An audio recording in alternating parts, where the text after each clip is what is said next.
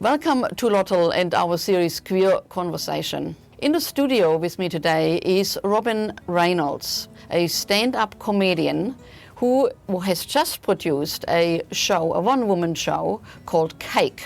Welcome, Robyn. It was supposed to be a work-in-progress show, so I called it Cake because I was like, oh, it's funny and sexy and it's a little bit raw and it's messy, you know, like making a cake, because I'm a baker. I love to, not professionally, oh my God, but I love to bake. So that's why I called it Cake, and then it got shortlisted for some awards. So I kept the name, and I really do love the format of the show, so now I'm making it better.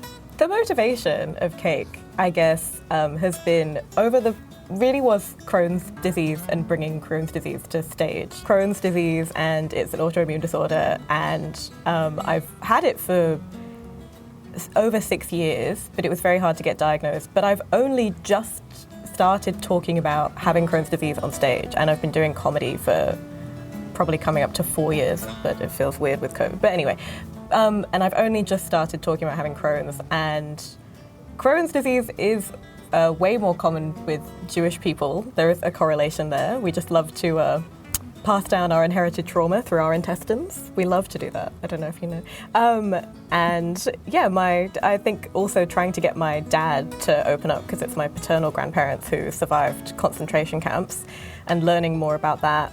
And it is sort of a talking through trauma show, but it's very funny because my whole family, I guess, does have this weird, dark, twisted sense of humour where we say things and people laugh before they even really realise what they're laughing at. And I love that, and I've always wanted to do that on stage. So this was me having a go at that, and I did not expect it to go so well. And now it's really wonderful to be able to bring it to Midsummer. And I think these are the kind of stories that we should be talking about on stage and bringing them back to life, and also really finding the funny in it, because you don't stop being funny and trying to live your life even when you are going through something absolutely appalling. You just keep living through it. I love it when audience members come up to me afterwards and they say things like, wow, I was really laughing before I realised what I was laughing about. You really made me laugh about something that I wasn't expecting to find funny. And I love that, because that has always been my way of coping with things, is through humour and through finding the funny in it. And I love funny things, and I don't actually really like sad, traumatic things, but they happen to us. They still happen to us, and we just live through it. And that's more what I want Cake to be about. Like, I really do want people to have a good time, and there are a couple of parts in the show where I could start the Holocaust stories earlier, and so I just always do check with the audience whether they're warmed up enough to have the bit about the Holocaust. When you are telling a story and you can hear a pin drop, that's when you have the room, that's when you have the audience. And there are a couple of moments like that in Cake. But again, like, my grandparents, for all accounts, were really funny, weird people, and I love bringing those elements of the story to life. Has any of your family members seen the show? No, not this one, not this iteration, but I don't have a huge family. But your family, are they in Australia or are they in the UK? My dad is here, yeah. Okay.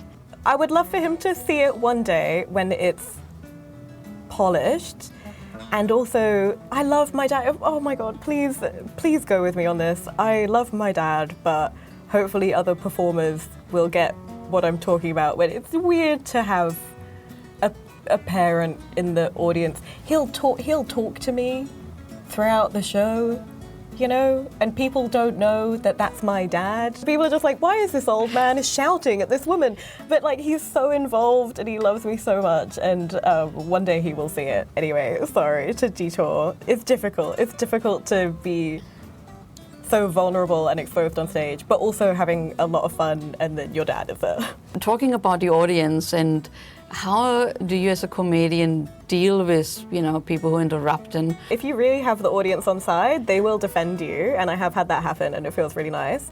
I love a good heckle story. I think they're really funny. I have one at the beginning of my show to kind of explain to people what a heckle is, because sometimes you do have, and I don't mean to stereotype the girlies, but it is girls, it's women who do this. I don't know why. They'll be like really supportive heckles, but they're still heckles and they still throw you off.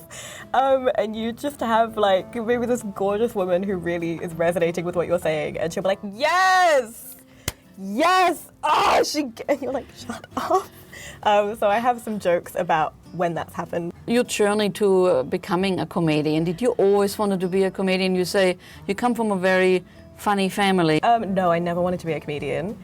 I always loved comedy. I was obsessed with comedy. But that's not abnormal in the UK. Here it really feels like the comedy scene is kind of in its infancy, and I'm watching it grow. But in England, comedy is so established, it's the thing to do. Like, me and all of my friends would go out. You can get £5 tickets, or you can queue up for free to watch the recordings of things like Mock the Week. When I just had to be on a mailing list, I would take the megabus up to London. I loved comedy so much. And I saw such incredible comedy that I never really visualized myself being on the stage. Even though this sounds like a brag, but everyone was always telling me to do comedy. I guess growing up, everyone thought I was going to do something like that, but I couldn't even see a way into doing that, and I never saw myself as being the amazing comedians I was watching on stage. And then I came out to Sydney, and I had no friends, and I was all alone, and I went to go and watch open mic comedy, and it was true, real, just anyone can get up and talk, and I was like, oh, okay, no, I could do that. No, all right, I could probably do about as badly as that guy is doing.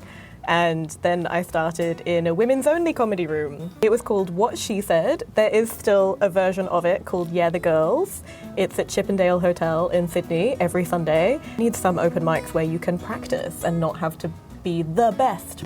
Have you performed in front of an LGBT audience? Two Queers Walk Into a Bar, when that was more regular in Sydney, and I did the Two Queers Walk Into a Bar festival with my friend Madeline Stewart. We did a split bill called Tea Time, and so that was super fun. I love Heaps Gay as well, which is I'm sure you are allowed to go and watch it if you are straight, but it's predominantly a queer audience, and that's always a really beautiful, amazing space. And they are more fun, the queer gigs. They really are.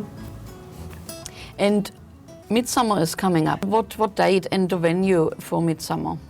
Oh, I am in the Butterfly Club. Absolutely thrilled to be in the Butterfly Club. Thank you so much for having me, Butterfly Club. And I'm on the 27th and 28th of January. I believe it's at 7 p.m. Tickets through midsummer.org and also through my Linktree and my website. You can't miss these tickets. You really should. If you just Google Robyn Reynolds comedy, they should come up for you. What's your advice for young women wanting to start comedy? I mean, it is scary the first time to go on stage, right? Just start. If you really, really want to do it, just start. Go and watch comedy, good comedy and bad comedy, and see what it's like. And move the mic stand out of the way. I wasn't doing this for the longest time. When I would get onto, I know this is probably not what you meant, but when I got onto stage, I would just like leave the mic there, and then I would just talk, and the mic stand would block me the whole time. And then it took another like better women comedian being like, "Hey, Robyn, move the mic stand," and I was like, "Oh my god, thank you so much." So that, like little things like that, but also please, like relax. Like I'm lucky enough that for whatever reason, I think it was a combination of I was absolutely blind drunk the first time I did stand-up, which I'm not recommending that you do, but it was a combo of that, and I was in Sydney and no one knew who I was, that I wasn't really nervous, and so it led people to believe that I'd been doing it for longer, even though I wasn't amazing or anything. But just that is so much of it. Just don't be nervous, which I know is not amazing advice because you might be nervous, but just try to remember that you are essentially having a conversation with people. It doesn't matter if there's 6 people in the audience or 300. You are just a person having a conversation with them. They want to listen to you the vast majority of the time, and you've got it. You've got the time. Just take your time, slow down, do the exact opposite of what I'm doing right now and don't ramble like a maniac. Just be chill and cool and practice at home in your room if you are building up to your perfect 5. A really good 2.5 minutes is better than a terrible 5. So if you've got something that you want to practice and you want to say on stage, great, go do it. Try to think of it as if you are just having a conversation with the audience and they are all your mates and you're telling them a story. Well, thank you so much, Robyn. This was great. If you want to see Robyn, her one-woman show, Cake, make sure to check out Midsummer website. You don't have to be Jewish to enjoy Jewish trauma. If you enjoyed Queer Conversation, make sure to follow us on our socials at Lotl Media, or head over to our website lotl.com, where you will find 30 years of Lesbians on the Loose magazine digitized. My name is Silke Bader, and thank you for your company.